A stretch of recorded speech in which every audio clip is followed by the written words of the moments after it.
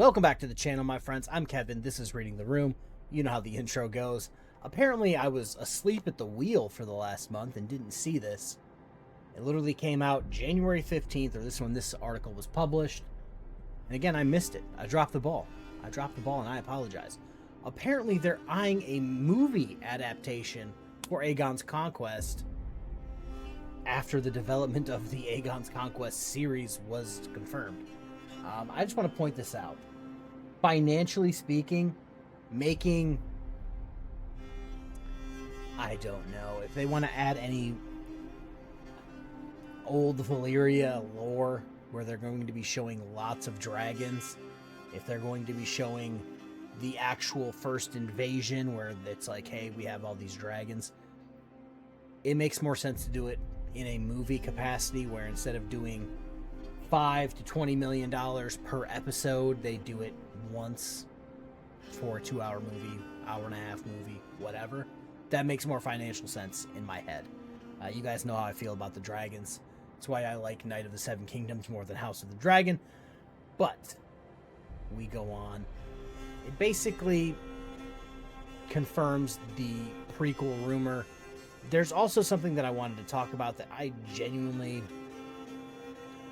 don't know if I'm going to like it. This right here.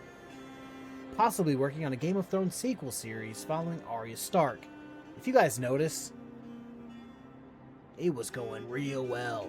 And then they ran out of content, and then they're just like, let's start making it up. Garbage. This series would be 100%, hey, we're sailing west of Westeros. We have no lore for this. We have no George R.R. Martin books to talk about this. They would just be winging it with what happened to her, winging it with new characters, new lands, whatever. I don't think that would do good or do well. Also, they were talking about the Jon Snow series, which again,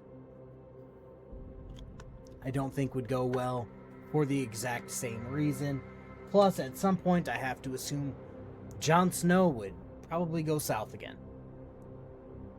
Which means if he went south, he would either have to meet completely new people never who have been talked about or will be talked about again for this to make sense. Because let's say anyone ever wants to make another series, or George finishes the books, or anyone else finishes the books, or anyone else starts some new books about the same stuff, you would have to try to make that interaction with Jon Snow and this random person make sense.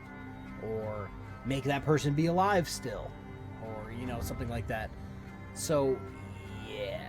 I've also seen a bunch of the who's going to be Visenya, who's going to be Aegon, that type of stuff. And I've seen just some of the dumbest, suggestions for characters. But yeah, that's it. Apparently I was asleep at the wheel. I didn't know this. If this is actually made into a movie, I would probably go see it. The first time I've been to the movies since Avengers Endgame. So there's that. That would be pretty exciting. But that's the video, guys. I will leave the link for this in the description. I was fucking asleep at the wheel. Also, I wanted to make this point right here. Another planned project is based on the Aegon Targaryen's Conquest of Westeros. It's being developed by HBO as a possible drama series and by Warner Brothers as a mammoth Dune-sized feature film. Yeah, so it could be crazy good, or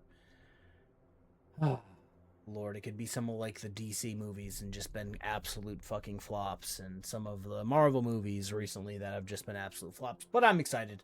I'm excited to see what this would look like, not in a series type setting, but in a show type setting. But that's the video. Hopefully you guys enjoyed it. Peace.